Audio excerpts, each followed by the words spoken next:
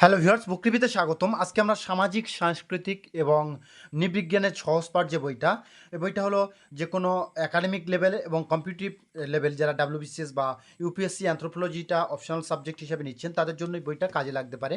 আপনারা দেখবেন বইটা আমরা পুরো ফুল রিভিউ দেখাবো। বইটা যিনি লেখক তাঁর সম্পর্কে একটু দেখে নিই। লেখক যিনি লিখেছেন তার নাম কি উপাল মান্না। ডক্টর উপাল মান্না পূর্ব মেদিনীপুর জেলার কাঁথি শহরে জন্মগ্রহণ করেছেন এবং তার সম্পর্কে সবথেকে গুরুত্বপূর্ণ কিছু জিনিস দেখব।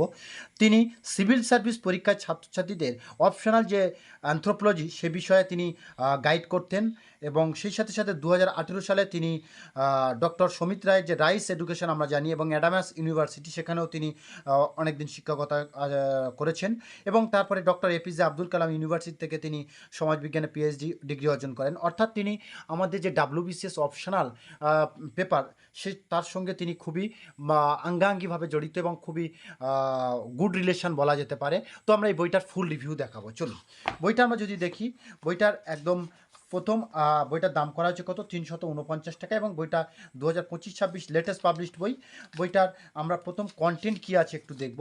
প্রথম আছে নৃবিজ্ঞান অভীষ্ট বিস্তারিত শাখা দৃষ্টিকোণ ও পর্যালোচনা। দ্বিতীয় আছে সংস্কৃতি সংজ্ঞা বৈশিষ্ট্য ব্যবধান ও পরিবর্তন। তৃতীয় অধ্যায়ে আছে সমাজ, তার সংজ্ঞা বৈশিষ্ট্য সামাজিক কাঠামো সামাজিক সংগঠন ও স্তরবিন্যাস। চতুর্থ অধ্যায়ে আছে পিতৃতান্ত্রিক সমাজ এবং মাতৃতান্ত্রিক সমাজ। তারপরে আছে উপজাতি সমাজ ও সংস্কৃতি।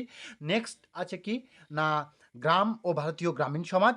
তারপর আছে বিবাহ পরিবার ও আত্মীয়তা এবং এর আন্ডারে যে সাবটপিক সেগুলো আছে। তারপর আছে সামাজিক নিয়ন্ত্রণ ও আদিম আইন। আদিম আইন। তারপরে নবম অধ্যায় আছে অতি প্রাকৃত শক্তি, তার আন্ডারে যে সাবটপিক জাতিভেদ প্রথা তার আন্ডারে সাবটপিক। একাদশ অধ্যায় তার আন্ডারে সাবটপিক এবং দ্বাদশ অধ্যায় নৃতাত্ত্বিক ক্ষেত্রসীমা এবং তার আন্ডারে সাবটপিক। এরপরে ত্রয়োদশ অধ্যায় আছে কি বিবিধ নৃতাত্ত্বিক ধারণা এবং নৃতাত্ত্বিক সম্পর্কে বা অ্যানথ্রোপোলজি সম্পর্কে বিভিন্ন ধারণা। প্রথম এই নৃবিজ্ঞান সম্পর্কে যে বৈশিষ্ট্য বা বিস্তারিত শাখা বা দৃষ্টিকোণ পর্যালোচনা সেগুলো আমরা প্রথম পুরো বইটা আমরা তো এই চ্যাপ্টারে যে অ্যানথ্রোপোলজির নৃবিজ্ঞানের বিস্তারিত শাখা ছকের মাধ্যমে দেখানো হয়েছে এবং প্রত্যেকটা ক্ষেত্রে ফুল স্টাডি মেটেরিয়ালসগুলো পয়েন্টের আকারে বিভিন্ন অ্যানথ্রোপোলজিস্ট যারা আছেন নৃবিজ্ঞানীবিদ তাদের যে মতামত ওনাদের মতামতগুলো তুলে ধরা হয়েছে এবং সেই সাথে সাথে নৃবিজ্ঞানের বৈশিষ্ট্য নৃবিজ্ঞানের যে পরিধি সেগুলো আলোচনা করা হয়েছে একদম সহজ সরল ভাষায়।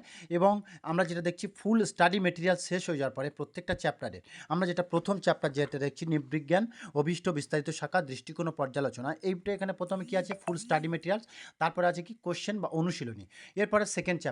এইভাবে প্রত্যেকটা চ্যাপ্টার একদম সহজ সরল ভাষায় সামাজিক সাংস্কৃতিক নৃবিজ্ঞান বিষয়টা ছাত্রছাত্রীদের সামনে একদম তুলে ধরা হচ্ছে যাতে বিষয়ভিত্তিক জটিলতাকে সহজ করে নৃবিজ্ঞানে যারা নিয়ে পড়ছেন, বিশেষ করে যারা অ্যানথ্রোপোলজিকে ইউপিএসসি এবং ডাব্লিউবিসিএসের অপশনাল সাবজেক্ট হিসেবে নিচ্ছেন তাদের জন্য ডিটেলস এখানে কিন্তু লেখা আছে।